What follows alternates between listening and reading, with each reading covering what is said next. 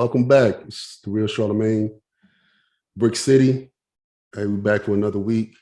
Today we got a good show. We got some ladies that's been working this entire pandemic. Not in the health arena, just in different arenas. A lot of people forget about the frontline workers that are behind the scene. They in the front, but they really in the back. They hiding in the back. Got three ladies representing fitness. Got one in IT, got one in corrections, and they all entrepreneurs as well as holding down a full-time job. We got Miss Tracy, we got Miss Sybil and Miss Jackson. One's from North Carolina, one's Virginia, and the others in Maryland. Hey, they making moves and all types of moves in different industries. And today I just want to bring them to the light and share some of their experiences, during this pandemic, and just allow them to, just show who they are and show us that, hey, I was working behind the scenes, but I'm here now. So first of all, Miss Tracy, introduce yourself, please. Hello. My name is Tracy Lyles, and I've been with a municipality for about 15 years.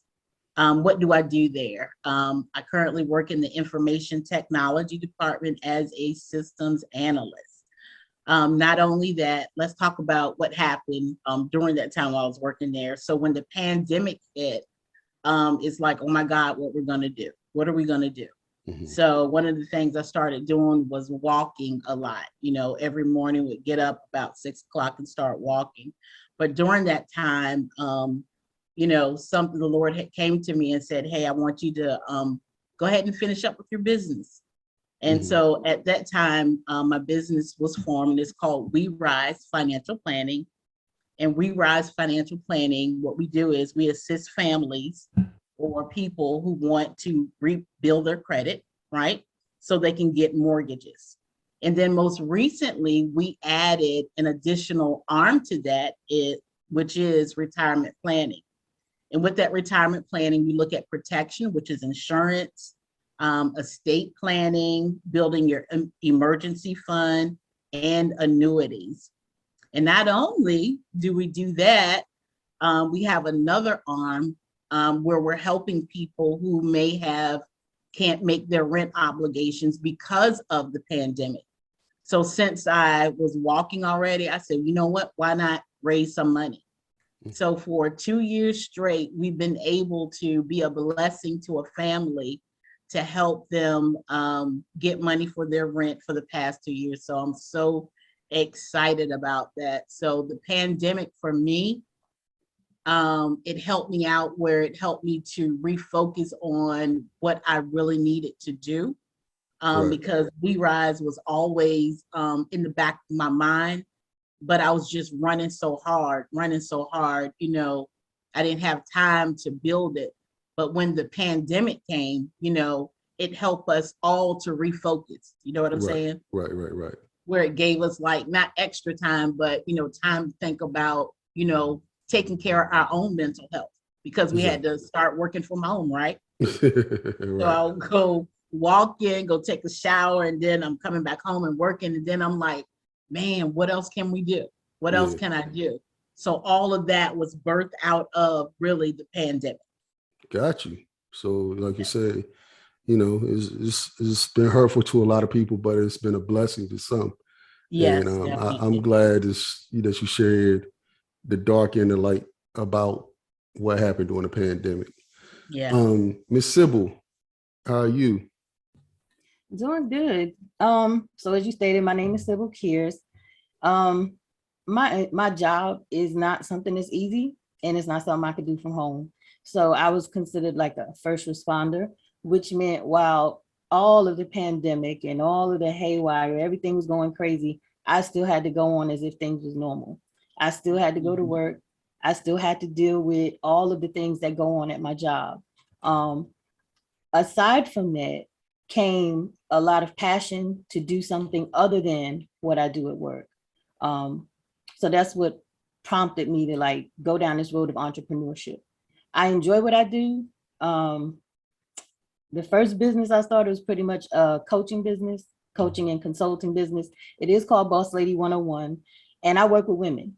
And the reason why I work with women, because we have this cliche, this perception that women can't help other women, and I want to break that status quo, because that's not always true, not with every female. So I do a lot of coaching. My area of expertise is life coaching and leadership coaching. And the reason why I found that to be substantial is because I work in a male dominant environment, and I didn't have to do things that was questionable to gain the rank that I have in the environment that I'm in. And it takes leadership skills in order to build upon, so that people can understand that I'm coming to you the same way you coming at me. And I'm not backing down. I'm not afraid to do my job just because I'm a female. I don't want special attention. I want to be held just as responsible as my male counterparts. That's going to come with having certain levels of leadership skills. So I've helped other women in that arena, in that area. The life coaching is kind of good because in this pandemic, I started my company pre-pandemic, but during the pandemic, a lot of people's lives was turned upside down. Right. A lot of people just didn't know which way they were going to go, didn't know what to expect. A lot of people suffered divorces. They had a lot of deaths. A lot of people going through. The coaching aspect helps people put things back into perspective. I give people different insights when they're dealing with depression and hopelessness. It helps them to understand that, one, you got someone who understands where you're coming from, and two, it's a non-judgmental zone. You can actually be yourself where you are, so that we can kind of assess the situation and find out how we can move forward. So I really am passionate about that. That's one of the hats that I wear, but I'm passionate about what I do because I had to go through some things to get to where I am. And so if I could reach back and help somebody else, especially during this pandemic, it's definitely something it's worth doing. Cool. That sounds, that's awesome. Ms. Jackson, she'll be coming a little bit later and we'll get her info. So, both of you ladies like helping people. As far as helping, do you guys work with nonprofits? I know, Tracy, at one point you were doing, like you said, you was doing, the assisting with the rent. And I know, Sybil, you did a cold drive not too long ago. How do you guys get involved with the nonprofits? And, are you guys looking for donations or anything right now? Or how does that work? And you can start out, Sybil, since you already got the mic. Well, actually, 4 years ago, I became the founder of a nonprofit organization. And what it was is called Sowing of Seeds Foundation. And basically what we do is we have a mentorship program for the youth. It's a youth empowerment organization. The coat drive that I was a part of is I'm a board member on a different nonprofit organization that's in the making. So anything I could do to help somebody, that's just something I love to do. But I do realize that sometimes our children, they kind of go under the radar. At home, right. They don't really have a voice. In the schools, they're just expected to do what they're told. And, where I work in a prison setting. And my theory is try to help the kids before they get to where I work, because sometimes they fall through the gaps, especially if they're considered difficult or have behavioral issues. So that's what prompted the growth of, or the start of that particular nonprofit. But yeah, I'm always looking to help any way I can. And I like to do more behind the scenes than being seen. So I love what I do when I can. Cool. Tracy, tell us a little bit about the nonprofits you work with. Yes, so currently I'm not a nonprofit, but I've worked with many nonprofits.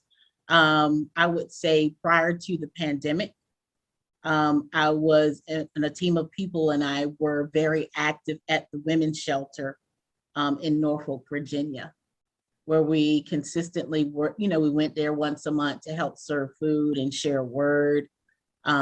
We were working with the young men that were out there. We've given out toiletries every month. There are times we would go down to the ocean front, right? Give out gloves, hats, and blankets. We'll go to the nursing facilities. give out cards. So it'd be random acts of kindness, but we were very consistent. But of course, when the pandemic came, because we didn't know a lot about the virus, Right. everything had to cease. It stopped everybody from coming into the facilities. Mhm. So you're kind of left with, okay, what do I do? Right? What should I be working on? And then one of the things that we wanted to do going forward is, especially with what we do with We Rise on the philanthropic part, we do want to start, getting more donations, right? So we can help people.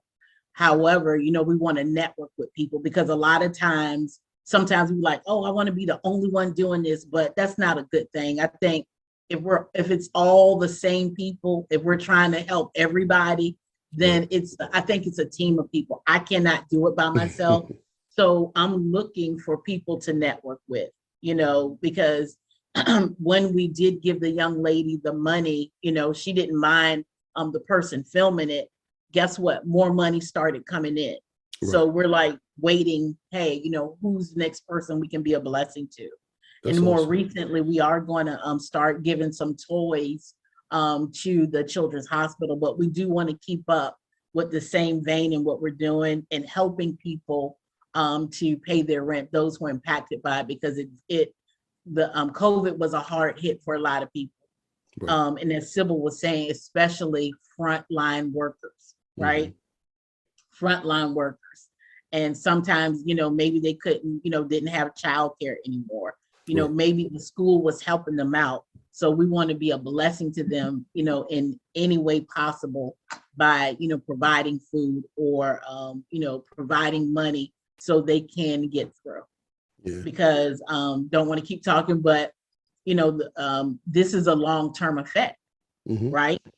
This is long-term. It's like, everybody was happy about the stimulus checks, but I was telling everybody, y'all gonna pay for that because everything is going up. I don't see anything going back down, right? Nah. And then you're starting to have shortages. So, this is a very, necessary thing, helping people where they need, where they need you the most. Yeah. And it's kind of ironic you said the beachfront, and because typically you go on vacation, you don't think about an individual that is out there homeless, at the beach. You know what I mean? Yep. Because you think of beaches as a vacation spot, a relaxation spot. So for you to just say, you go to the beachfront, which I'm thinking Virginia Beach, if I'm not mistaken. Is that what you're talking? Virginia Beach. And I'm like, just that's eye-opening, and it's probably eye-opening to a lot of listeners because, they just go down there, they spending thousands of dollars on a vacation, but it's people out there homeless. And, you and your organization trying to help people out. That's a testament to you. And it also brings awareness to people like myself and others that, there's people out there like hurting in these vacation spots that we go out there and just blow money, playing games, because we save up to go to these places, but not realizing it's people that actually need help, and things of that. So hats off to you guys for both stepping in.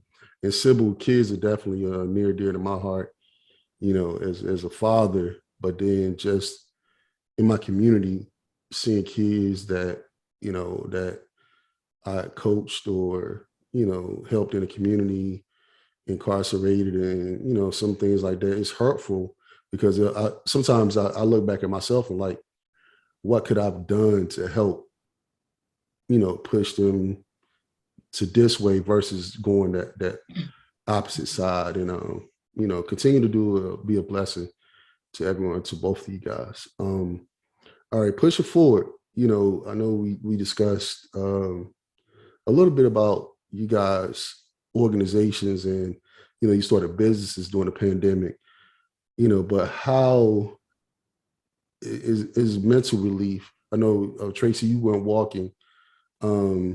Sybil, what do you do mentally to help you cope with having to continue to go to work and, you have all the death and, all these other things that you're dealing with? how do you just say, hey, I just need a break from the world? And Tracy, you know, in addition to walking, what do you do? And I'm gonna let Sybil jump in first on this one. Okay. My prayer life is something that is very valuable to me. I am a minister of the gospel. I know who I serve. I know who I am. And it has to be a faith walk for me. That's first and foremost. The other things I do is helping people actually helps me cope. Being in a position to be a blessing to other people, seeing them prosper does something to me. It does something good to me. And basically just keeping in contact with my loved ones, people that I care about, making sure they're okay. They make sure I'm okay. That's a very big help for me. But mostly meditating, getting back grounded after you've had so much to go on in a day or in your week or whatever circumstances you may be dealing with. It's important to get grounded. So I became a meditation instructor. And so I use some of those techniques for myself. And it's very helpful because you could get lost in life. You could get lost in your emotions. You could get lost in your mental health. And if you're not able to get back grounded within who you are, knowing who you are with no doubt, you're going to find yourself swaying back and forth. You're never going to be comfortable in the skin you're in. You're always going to be trying to please everybody else, not being sure of who you are. Mm-hmm. So those things, they help me definitely to stay grounded, stay focused, and keep moving forward because time stops for nobody, you know, so we can't sit back and just expect everything to go our way. You right. Got to keep pressing forward, you know, and so that's just what I do. I'm constantly seeking more knowledge, learning, wanting to learn new things, but also staying grounded and comfortable with who I am. Awesome. That's amazing. I got to get into that meditation thing because most of the time I start meditating, I end up going to sleep, but you know.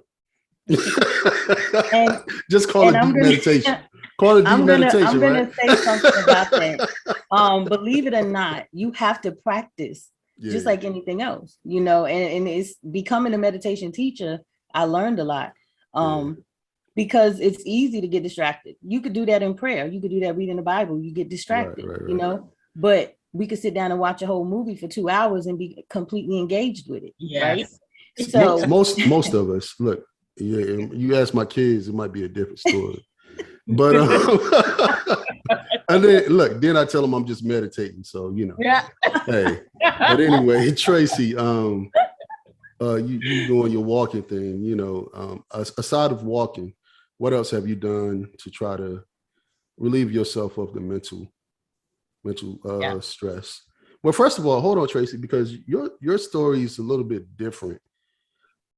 You know, not getting too in depth because I want you to take the lead on that.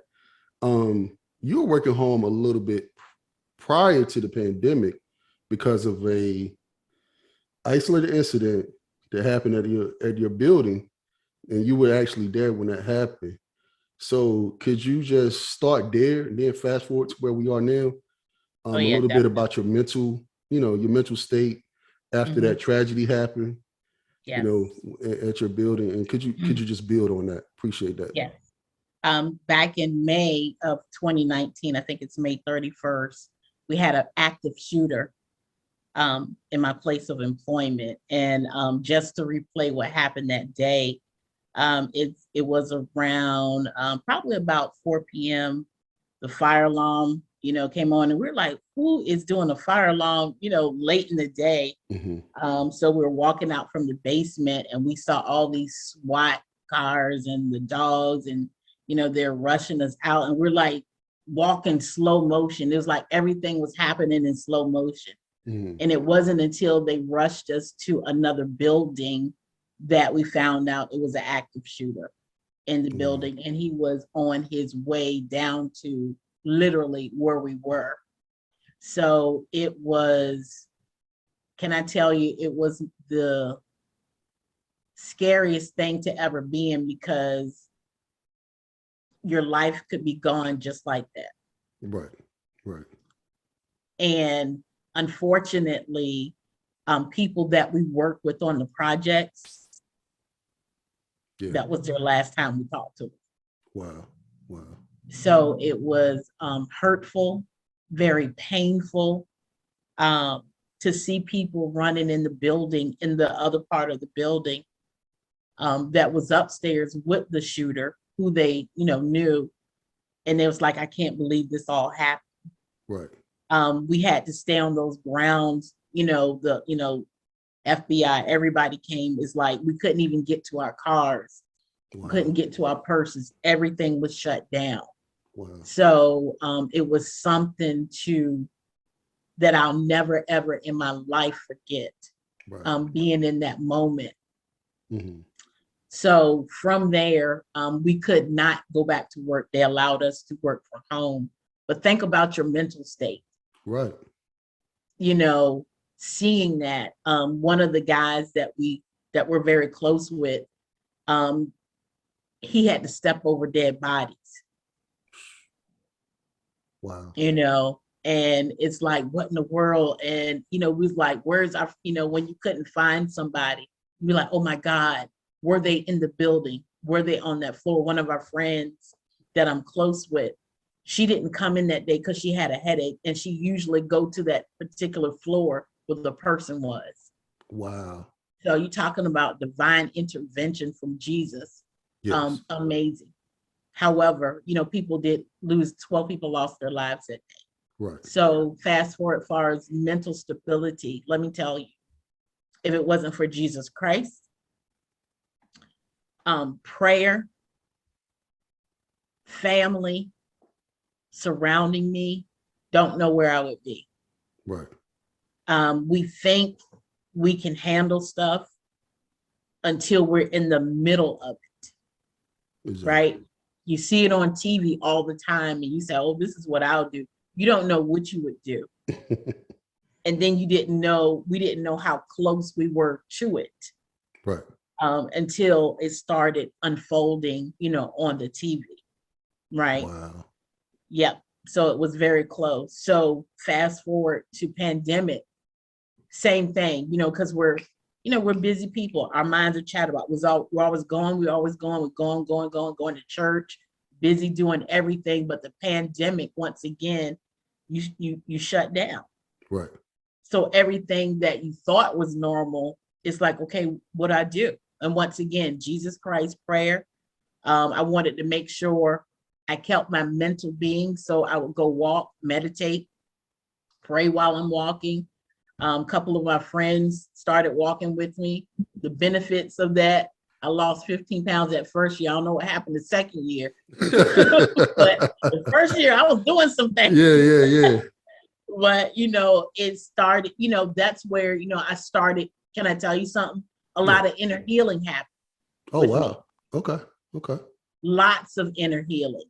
Stuff that, I think if I would have kept going and going and going, just been thinking everything's normal. A lot of inner healing. Relationships that I needed to let go of, I was able to let go of. So my relationship with Christ, oh my goodness, got even closer, because now it wasn't, and there's nothing wrong with church, y'all. I go to church all the time. But when we talk about Jesus Christ, he's talking about a relationship with him. Right. Right. Not a relationship with the church, but a relationship, a personal relationship. And that grew, exactly. Reading more, being more focused. And I share it with you all. I am a whole different person.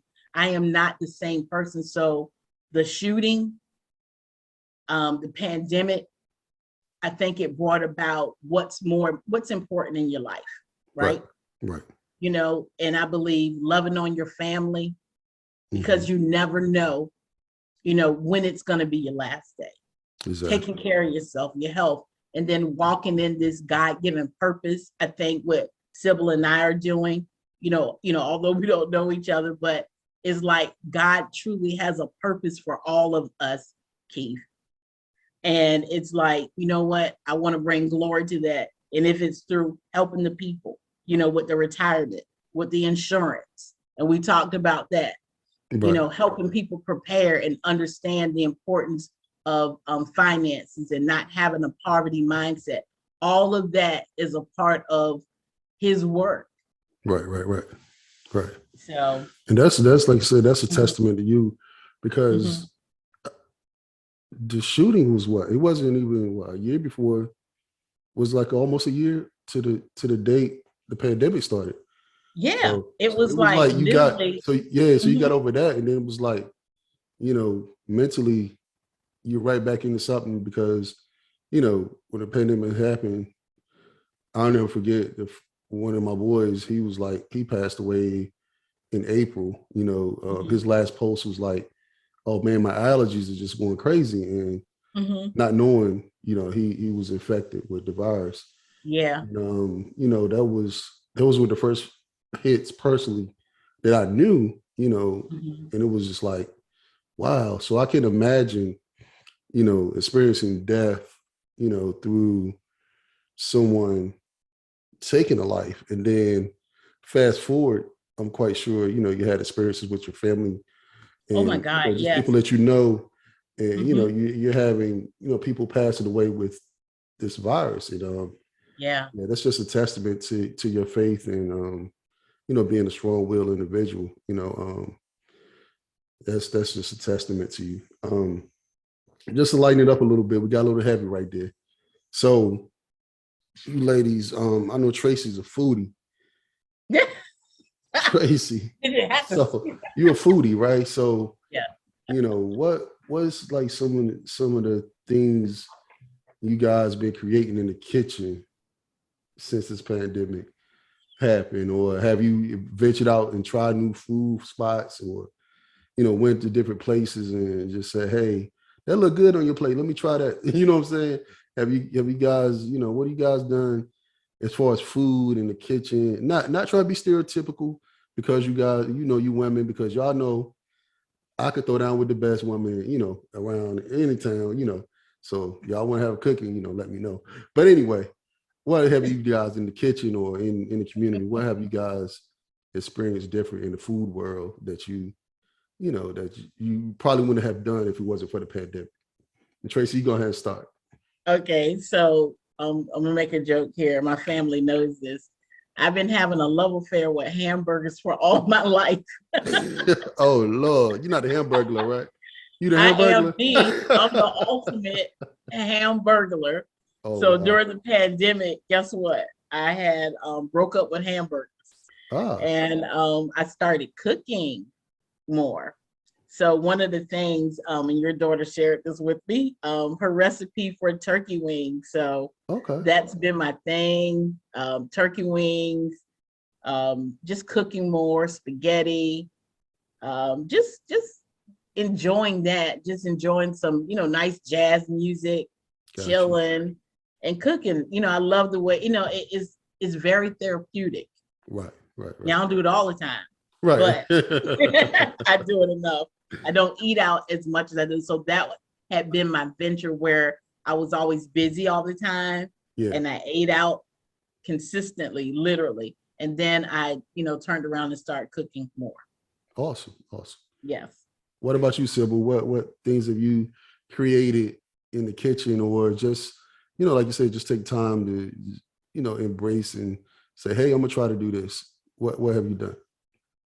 Um, well, I don't really care to eat out much. That's not really my thing. I'm not saying I don't, but I recently had some Mexican food, and it was good.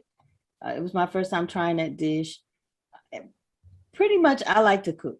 What changed is the fact that I don't need to eat as much of it, because I like what I cook. And when I make it, I like to overindulge. So I've incorporated some different things so that I can intake more healthier foods. And I do more smoothies now. I have different recipes that I've been trying, which is really, really good. Um, my mom is Korean, so I eat a lot of Korean dishes, and I was raised around a lot of West Indian. So this Thanksgiving, I had a West Indian style Thanksgiving. It wasn't your traditional soul food, and that was good. So Hold on. Don't try to get away with that. So what hold on. Look, time out. A pause for the cause.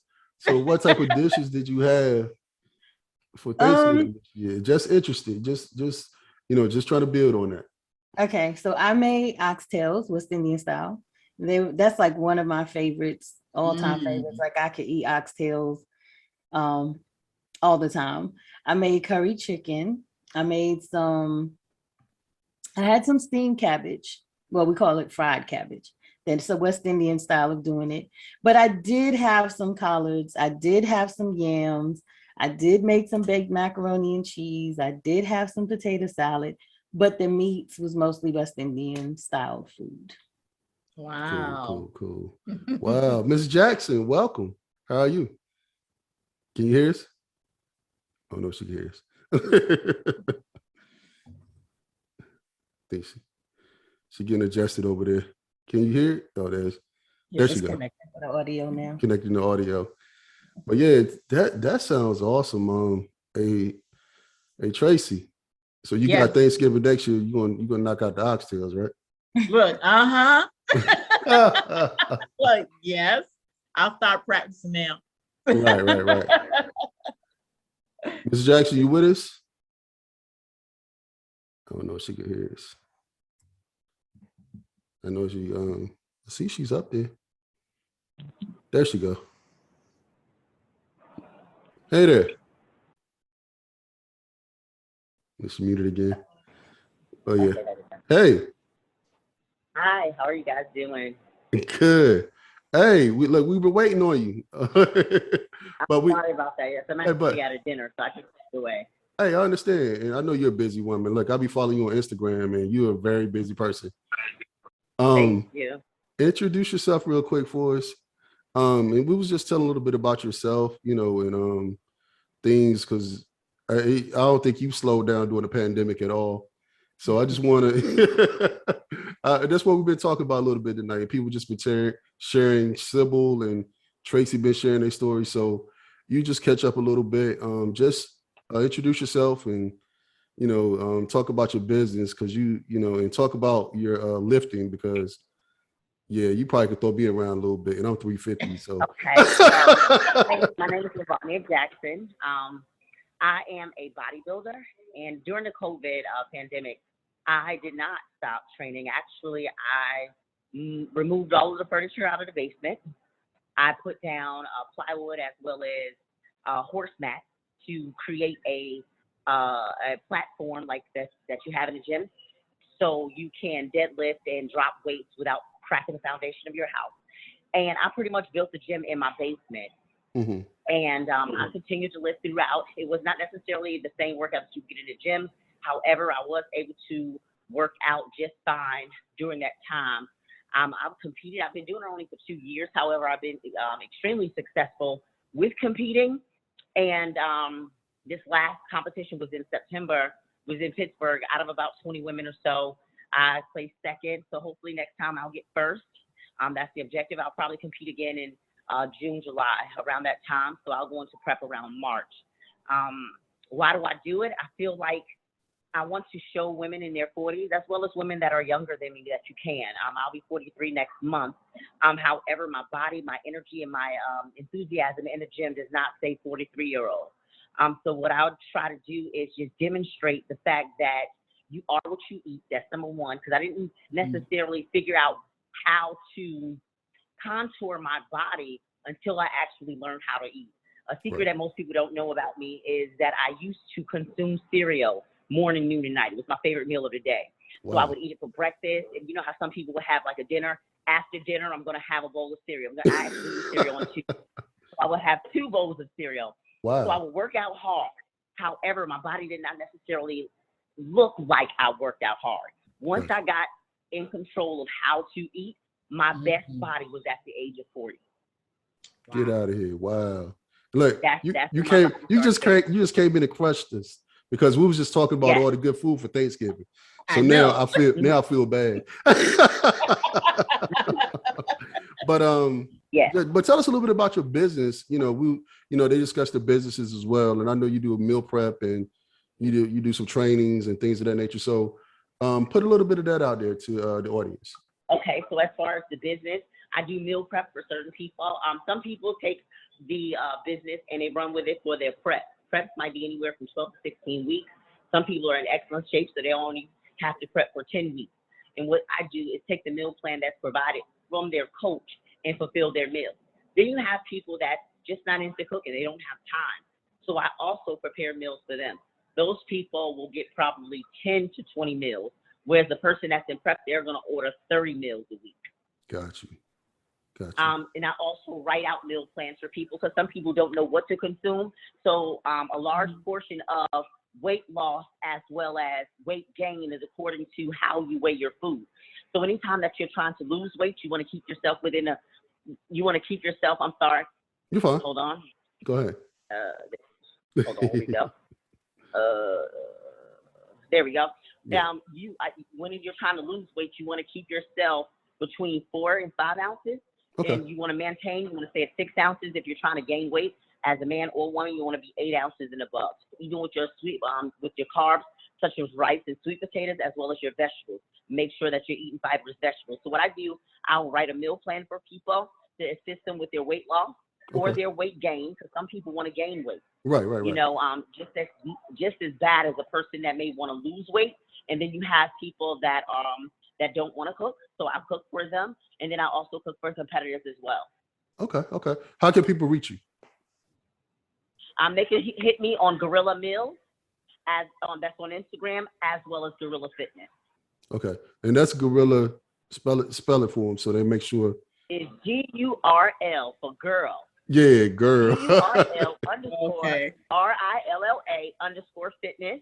And then it's going to be GURL underscore meals underscore gorilla fitness. L underscore Rilla, RILLA underscore meals, MEALZ. Got you. Appreciate that. Yeah, the other ladies, we was talking about, mental health as well. And they were sharing some things that they did. I know with yourself, being in the gym, it's mental before you get to the physical. You gotta get that mental capacity there. So, I know you said you created a gym in your basement. But as far as like getting yourself prepared for that show mentally, after knowing what's going on with the virus and all this stuff, how did that affect your preparation for this? So what takes place when you're trying to prepare for a show, as well as just regular everyday dieting, it is a lot of discipline that's involved. And the discipline that takes place is when you are given 6 meals, for you to consume those 6 meals, number one, that's going to take a task. Because of the fact that most people are not used to consuming 6 meals a day. Then you have the challenge of, do I eat the 6 meals? Then you have the snacks that are always in your face. Your coworkers is going to be your biggest downfall. The person you live with is going to be your biggest downfall. So they're eating sweets, they're having a fun time with cookies, pizzas, hamburgers, fries, that type of thing, but you're trying to accomplish a goal. So the discipline that you need to stay focused doing your prep and or dieting, whatever you're trying to do, whether it's gain or lose weight, that's where the mental discipline is going to take place. You're going to need discipline when it comes to pushing through a workout, because to grow a muscle, you must tear down your muscle fibers. Once you tear down your muscle fibers, you'll actually develop the muscle, and that's how you develop muscle. A lot of women have this stigma of, I don't want to look like a man. You're never going to look like a man because of the fact that you don't produce enough testosterone to look like a man. So if you was to train hard, your body will actually take shape. A lot of women come to me and they say, well, you know what, Lavonia, I'm just trying to lose, let's say 20 or 30 pounds. Once you lose the 20 or 30 pounds, but you do not incorporate weight training with it, you're going to be 20 or 30 pounds smaller than you currently are, but it's still the same package that you're trying to get away with, because you've never filled the skin. And the skin that you have to fill is with muscle. Otherwise, you're going to have loose skin. The elasticity of the skin does not exist because you have not developed the muscle that's needed to fill out that space. Got you. That's good information right there. Because look, a lot of people, we got this COVID weight and we trying to get it off. Yes. Hey, Tracy and Sybil, y'all have any questions for Ms. Jackson while we got her on the line? Look, I know she was busy. She was at a Christmas party. She was cutting the rug while we was up here. We was up here talking. She out there doing the major pain, doing the robot and stuff. So, and y'all got any questions for her? Y'all could chop it up, ask each other questions real quick. I don't Yeah. have any questions, but I just want to say, you know, I take my hat off to you. I appreciate you. I mean, I'm 47. People say I look Let young me for my say. age. We in the 40s. But it's not about how I look, it's about how I want to feel. So I commend you, and I definitely will be looking you up on your social media platforms, and definitely would love to follow and connect with you. I would love that. Thank you. Make sure you let me know what is your Instagram so I can know. It'll be Coach Sybil Kearse. Okay. All right. Thank you. Yes. Trace, you got anything? Look, go. I'm excited for you. I'm going down that journey. I was thinking about that, and I'm glad you shared that because I am on a weight loss journey. I was just telling the team here that I had started walking 2 years ago, but the thing is, it's like, what do you do with this? You know, like you were saying, that extra skin. So I want to. I'm gonna look you up, and definitely the meal planning thing, I think, is a big thing, knowing how to eat, right? So you talked about hamburgers. I just told them, I said, just broke up with hamburgers. The funny part is, and I want to say that, like, let's put this disclaimer out there because I'm all for. It's called fatty foods, right? So let's say hypothetically you was on really good behavior all week, because you'll see bodybuilders post this. If you're doing the right thing for 5 or 6 days, you're actually supposed to reward yourself with the burger and fries, and your body will actually respond better from the burger and fries. Why? Because you're allowing your body to have that shake up. So once you're doing something, you don't want your body to plateau. So you'll always see people post the pizza. They want to post the burger and fries. They want to post the milkshake. That's because I want you to imagine your body just plateauing. And once you enter, or once you digest that burger and fries, your body looks amazing the following day because it's able to digest the carbs the way that it should. Because all week you've been low carbing, you've been low salt, you've been low protein. You know what I'm saying? You're doing everything right. So you need to have that badness, or should I say that fun? Let's call it fun. You need to incorporate that fun into your life, because every weekend I'm having fun when I'm eating. I'm having the brownies, the cookies, the ice cream, because I know during the week I meal prep and I do the right thing for the duration of the week. But on the weekends, I definitely cannot wait for my pancakes. Hey guys, look, listeners. She didn't say do that. Have fun every day. You can't have fun every day. She said just occasionally have fun. Look, so just to make sure we put a disclaimer out there, Miss Jackson, because hey, look, we don't want nobody eating bad every day. You know what I'm saying? No, not every day.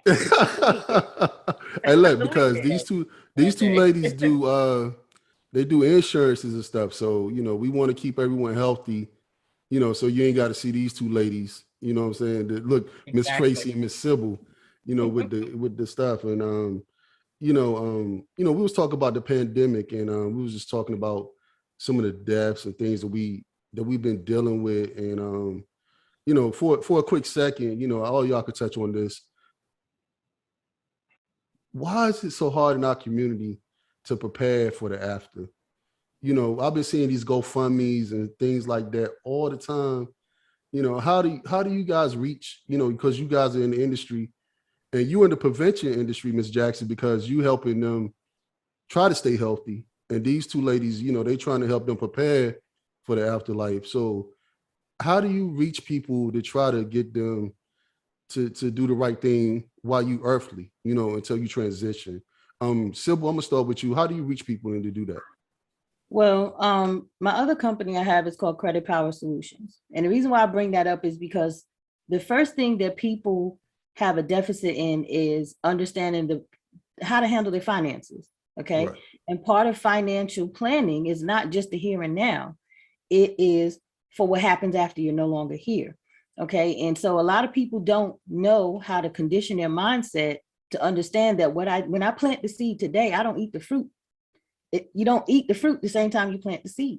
So sometimes people don't understand the mentality and they're dealing with the here and now. So when you talk about number one, death, people don't want to face that reality.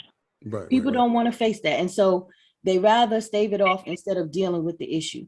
So when you're dealing with preparing for after, you have to let people know the full gamut of what it is they need with their finances, what it is that you have to learn about a financial education. What is it that you need to be doing now Because Right. truth be told, if you properly plan in your finances, you might not even really need a life insurance per se. That's just if everything, because that life insurance is for the people that's going to stay here after you're gone.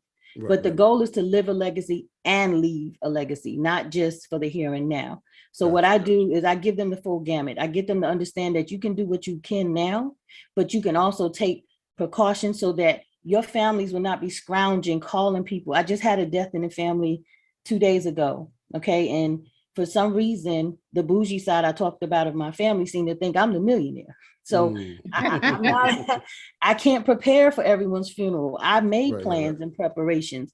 And so that's why I started getting involved with funeral assistance plans, because everybody may have a health issue where they can't get insured.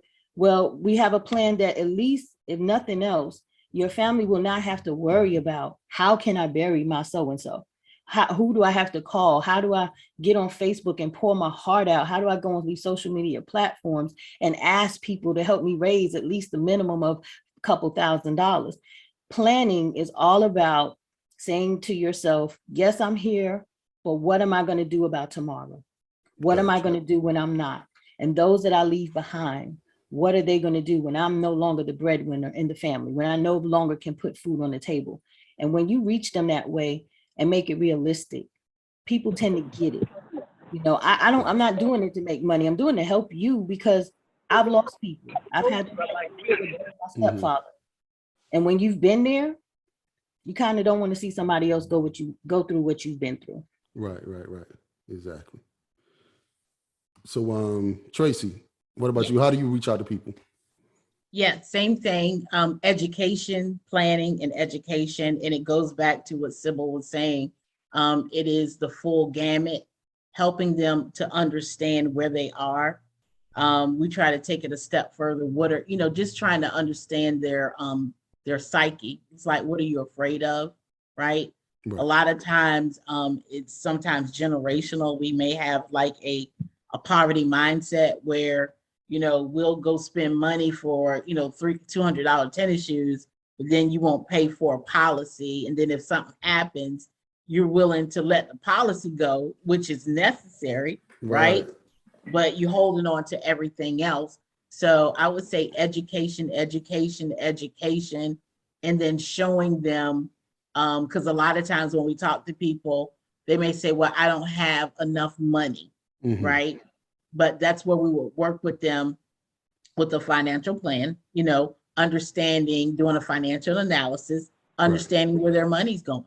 And a lot of times when, people, they think they don't have a lot of money. Well, you can spend $400 to $500 eating out every month, Right. Exactly. and that could be money that could be going in multiple places. You could be investing. You can be, buying some protection for your family and yourself, because with, insurance these days, it has living benefits. You can have a rider on it for long-term care, So that's how we do. We just educate, talk to them, put the information out there and help them to transition to having a wealth mindset through our meetings with them. Cool. All right, Ms. Jackson, your turn. How do you with prevention, how do you get people to buy into the thought process of spending money with you for trainings, meal prep? How do you get them to buy into what you're selling? Oh, you muted. Okay, there you go. So There you for go. me, it's bigger than meal prep. I have this saying, you pay for it now or you pay for it later. Right. You have options. You can either invest in your health now or you will invest in it later by way of high blood pressure medication, your medication for diabetes, your medication because your health is failing, your medication to stabilize different things. So you have options. So you can either pay for it now and invest in your health, invest in your future, invest in your well-being, invest in your state of mind. Because to me, health and fitness is completely tied into mental health, in my opinion. Right. I feel like it provides you that mental stability that's needed for you to get through your day. whether it's the sadness or the aggression or the happiness that you want to express. You can do all of that through your workout, and it helps you be able to deal with the different feelings that you're experiencing during that day. But I try to encourage people, don't wait for the physician to tell you to work out. Don't wait until you've developed diabetes type 2, which is self-inflicted, meaning you've eaten so much sugar until now your pancreas is failing because of your consumption of sugar and its inability to actually process. So don't wait for someone else to tell you to invest in yourself. Take the initiative now. The time is now. Some people say, well, you know what, I'm going to wait till Sunday. No, what's wrong with today? Today is your day, whatever day that is. Today is your day one. So I feel like you don't have to start at the top of the week. You can start in the middle of the week and just make it happen for yourself. And that's what it's about. Because if you don't invest in you, who will? Exactly. I appreciate that. That's good knowledge right there. Because like I said, a lot of people, they get, they're like, oh, well, a personal trainer is so expensive and this and other. My son, he competes as well. He's 28 and he competed 2017. It was his first competition. And he learned the difference between football weight and bodybuilding weight. You know what I'm saying? Because he played middle linebacker and he was like 260, but then he started working out. He got down to like 230 and he was just ripped, you know what I mean? And it was like, I was like, wow, just looking at the difference of diet and just looking at the different type of body sizes within, those two things, because most people think you're an athlete, that you're in shape, but it's different types of shape. And I'm glad you're here to show the difference. And but we about to wrap this up here. I'm gonna let Tracy start off with what I want each one of you guys to do is share your businesses, share how to find you one more time, and then also drop one gem to the audience. One gem it could be to just the ladies, or you could have it a broad one. So let's go, Tracy. Let's start it off. All right. How can you find me? Tracy Lyles on Facebook. On IG is Trey Lyl. The business is We Rise Financial Planning. We handle everything from insurance to annuities. I dropped in the chat my web address, but it's so long I'll just say it out. It's https agents.worldfinancialgroup.com. Then it's Tracy-Lyles.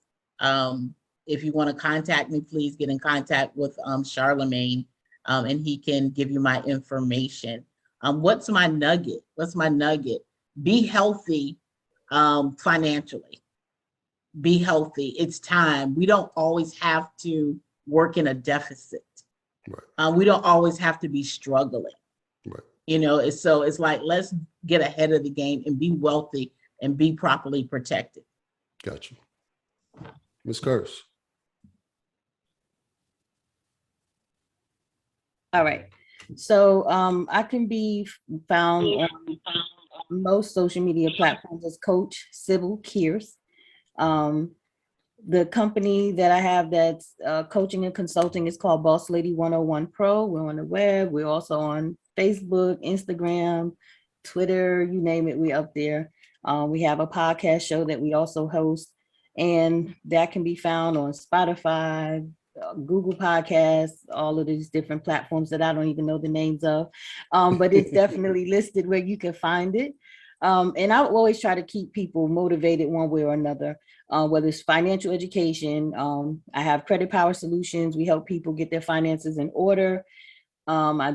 I delve in a lot of things that I'm not even going to sit here and name all the hats I wear. So the piece of nugget I want to give you, that no matter what you're trying to accomplish, whether it's losing weight, getting healthy, getting your finances in order, getting life together, focus on each step. Just focus on each step and just be willing to take that first step. Because a lot of people, they stop themselves here.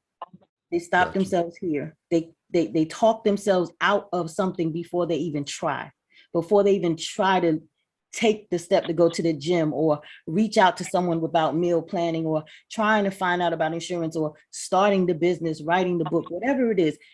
Don't try to be perfect. Focus on the progress. That's my nugget. And if you're looking for credit repair, if you feel like you want to link arms and get with someone about having a life coach or leadership coach for the ladies, entrepreneurship, definitely I'm here for you.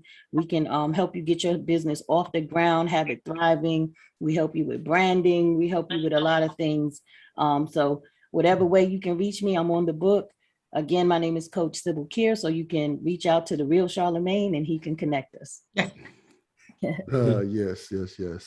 All right, Miss Jackson, last but not least, let's go with you. Last but not least, okay, so you can find me on Instagram under Gorilla, GURL_RILLA_fitness, as well as Gorilla Mills, which is GURL_RILLA_MEALZ. So what I would like to say to the people, I would like to say, keep it on the eye. And I'm gonna tell you why. When you keep it on the eye, the focus is yourself. When the plane is going down, right? They always tell you to, before you try to help the child, you must help yourself, because if you try to help the child first, you'll die. I mean, the child will end up being harmed because of the fact that you need to help yourself. Look at that. Your health is the same way. Once you keep it on the eye, I must correct my finances. I must correct my health. I must make sure that I am in a correct mental state. Once your overall wellness is at a peak, then you can help others. But you have to make sure that you are complete holistically, meaning my mind is on point, my health is on point, and my finance is on point. Now I can actually pour into other people and teach them the way. So don't wait for tomorrow, because the time is now. If we don't invest in ourselves now, tomorrow may never come. And everybody that's waiting on tomorrow never comes, if we're honest about it. It never comes. Everyone that's trying to lose 10 pounds have been trying for 10 years to lose 10 pounds, if we're honest about it. So we have to start taking action now, not tomorrow, today. Our mental health, our finances, and our fitness all ties in one. And then once you present that, is a beautiful polished package. Wow. You know what? I'm about to get a collection plate and we're gonna pass this thing around virtually, because y'all just threw a sermon out here tonight. Hey, but I appreciate each and every one of you. Soon as everything is edited and dropped online, I'm definitely send it out to each and every one of you. And once I drop it, I want you guys to comment how people can reach you also, because I want that interaction with the audience. You know what I'm saying? Because some people are not savvy finding people on Instagram, but they might see my podcast and leave a comment. So like I said, if someone leaves a comment for you, I'll definitely let you know, and we'll stay in touch. But like I said, I appreciate each and every one of you for taking this time out, this busy schedule. I know the holiday season is upon us. You know, it's right here. You know, and a lot of things going on, and you spend a little time with me and my audience, and we appreciate that. We don't take it lightly. But for me myself, I'm gonna drop a nugget. Hey, be yourself. You know, stop trying to be others. You know, because as these ladies said, get your finances in order. You can't live off of Jay-Z finances. You can't live off of Lil Wayne finances. Get your finances in order before you try to live somebody else's dream. Get your dreams in order. And that's my nugget. Get yourself in order. Until next time, this is Real Charlemagne, Brick City. Hey, I ain't going nowhere, so keep on looking out for me. Peace. All right.